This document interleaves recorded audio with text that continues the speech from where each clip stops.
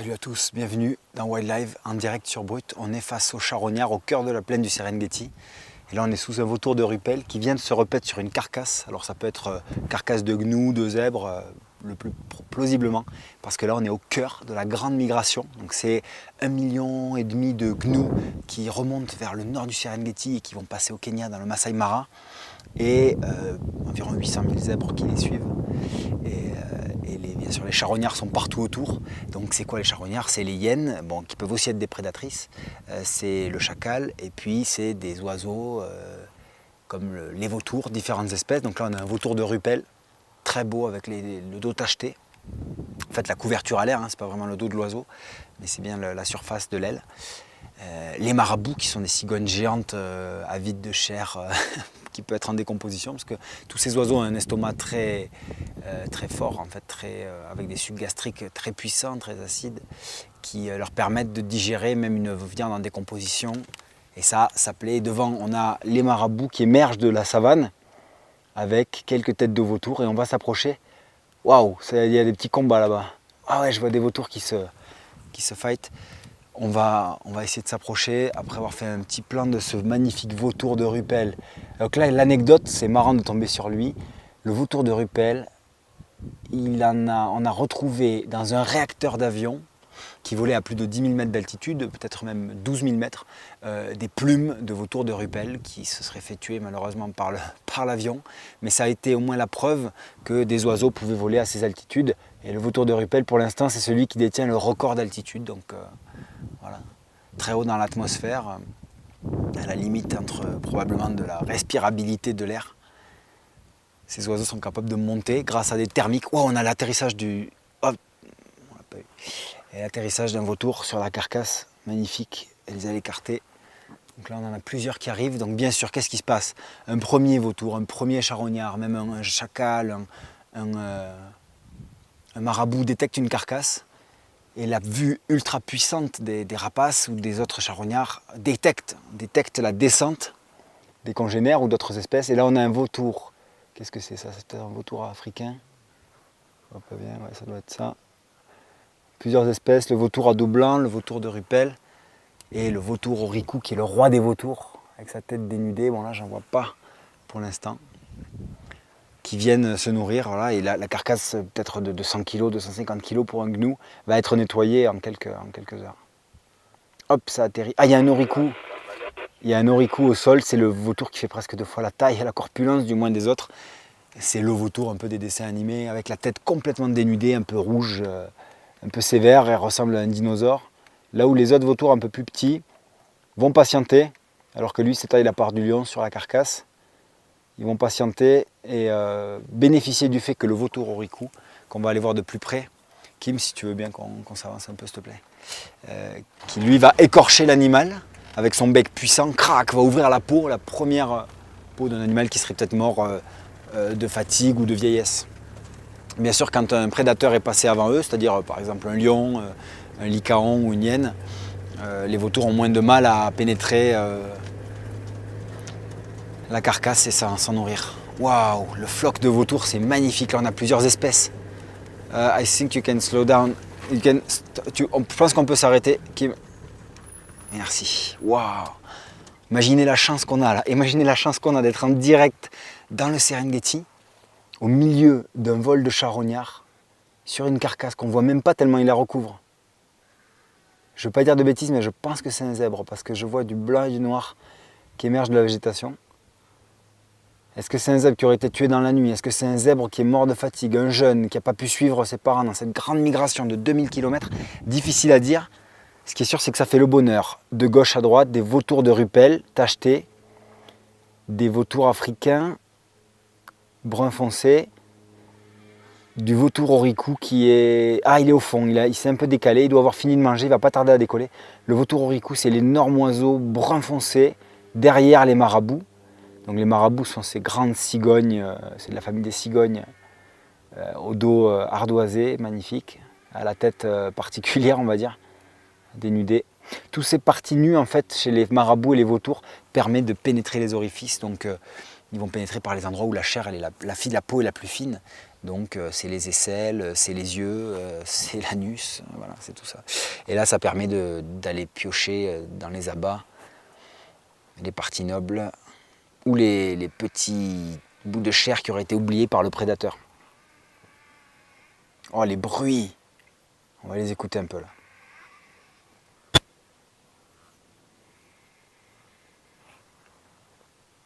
Ou le volet lourd là. Le volet lourd pour redécoller de la carcasse après avoir ingurgité en quelques secondes des kilos de viande.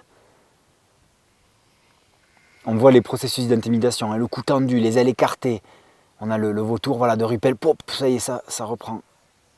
Deux espèces qui se font face. Bon, le Rupel est peut-être un peu plus gros, donc il chasse l'autre. Et on a l'Oricoux au fond, donc là on voit mieux. Il est en train de se lisser les plumes. Lui, ça y est, il a fait son festin. Il est prêt à repartir. Et c'est un très très gros vautour, hein, des plus grands du monde. Avec sa tête de charognard, ses replis de peau, on dirait vraiment un dinosaure. Hein. Ouais, les dernières études suggèrent que d'ailleurs les oiseaux en général seraient un groupe de dinosaures n'ayant pas disparu, ayant survécu à l'extinction. La grande extinction, la 5e extinction des plus grands dinosaures. Probablement de petits dinosaures auraient survécu. Comme on sait maintenant que beaucoup d'espèces de dinosauriens étaient couverts de plumes, tout ça, ça fait sens.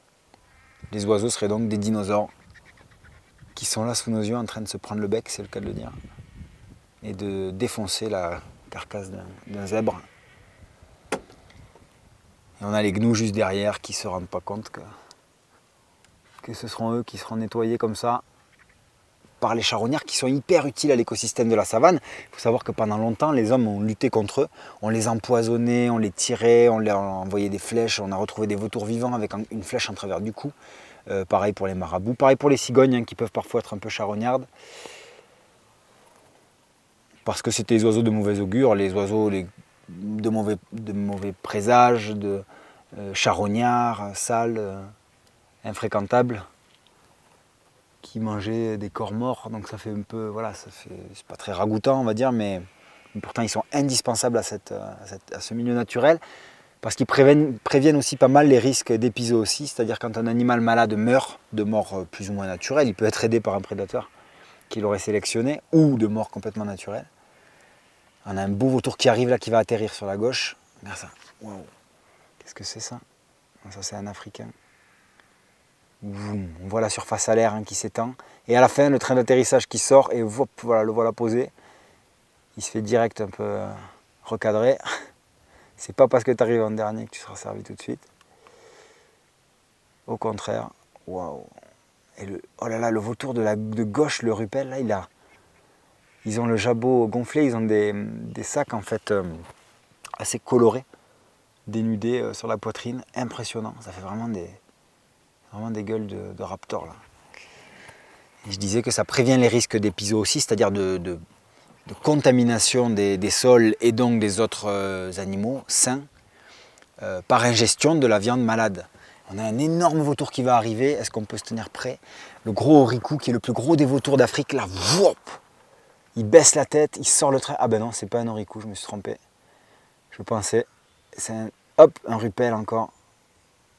Bon, ils sont très beaux tous, hein. C'est vrai qu'après l'Oricoux qui est le plus gros des vautours, il a vraiment une stature à part et un statut aussi de dominant sur les carcasses.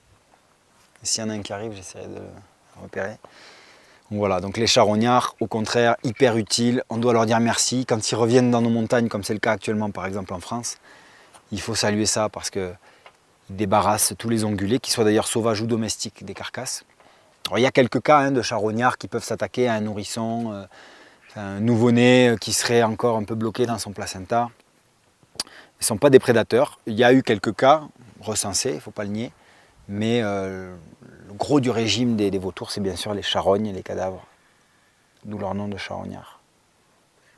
Avec des estomacs aussi puissants, c'est des véritables éboueurs de la nature. Donc il faut à tout prix arrêter de les persécuter. Ils sont là pour maintenir l'écosystème sain et le débarrasser de tous ces corps en décomposition. Là forcément ils sont à la fête les mecs, parce que les millions de gnous, enfin le million ou deux de gnous est en train d'arriver. Et forcément ça va faire des heureux, des jabots bien remplis.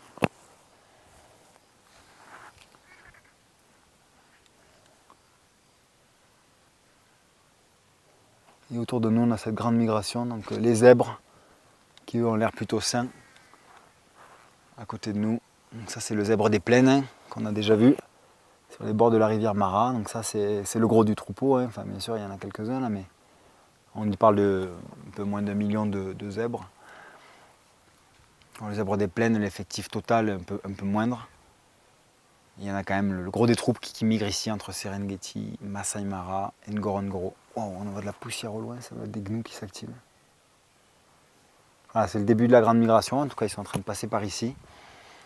Et sur leur chemin, les attendent les prédateurs et les charognards. Et on a toutes ces têtes en direct là, qui émergent de la savane, des hautes herbes, toujours prêts à décoller. Il y a l'air d'y avoir encore de la viande, je vois la croupe du zèbre qui est agitée par un vautour qui doit être quasiment à l'intérieur. On peut peut-être s'avancer un tout petit peu. Comme ça on voit juste il y a ce qui est au sol. On aura le détail dessous de l'affaire. Difficile à dire de quoi un animal est mort, hein. Ça peut être de toutes les... Ouais, c'est un zèbre, très très bien. Waouh, super. Énorme. On l'a de voir tous ces vautours et marabouts qui descendent du ciel pour venir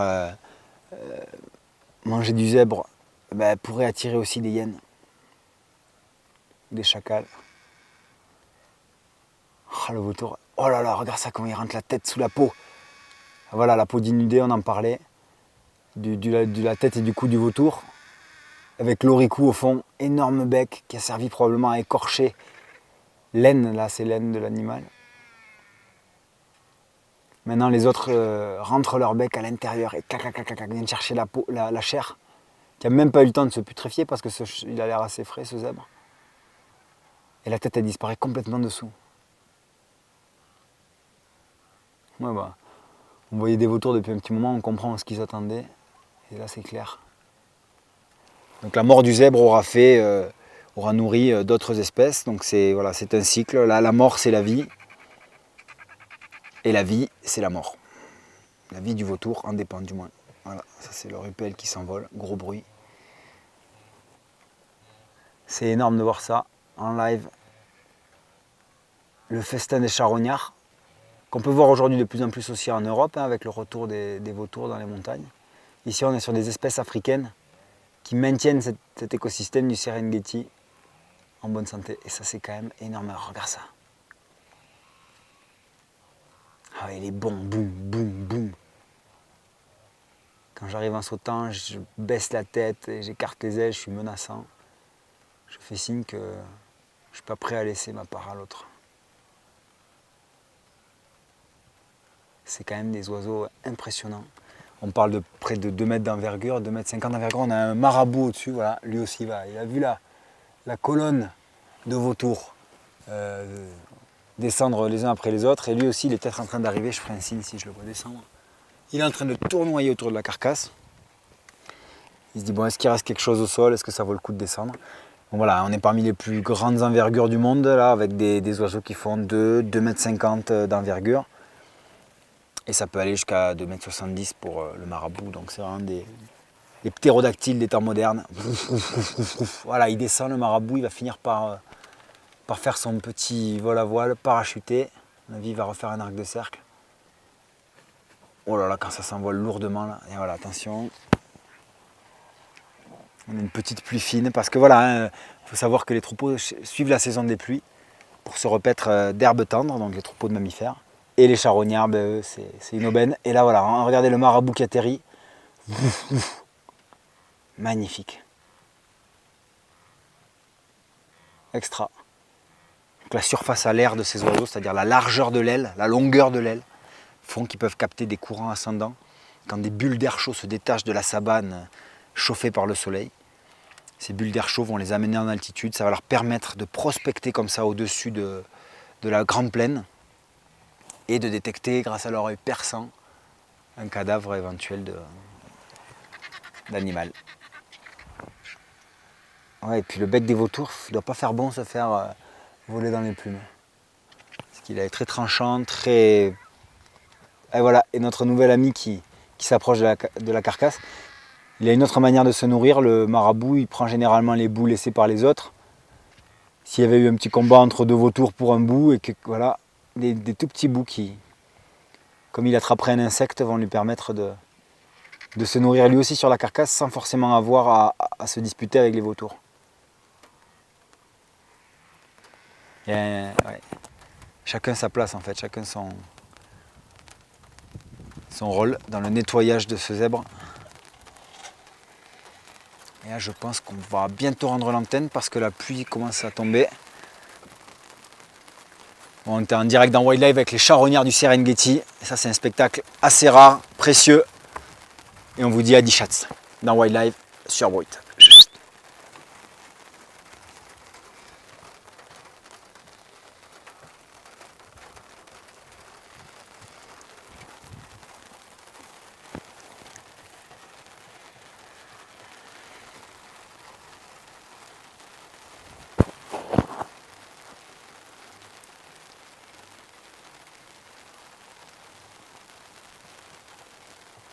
Ils étaient bien là, les mecs.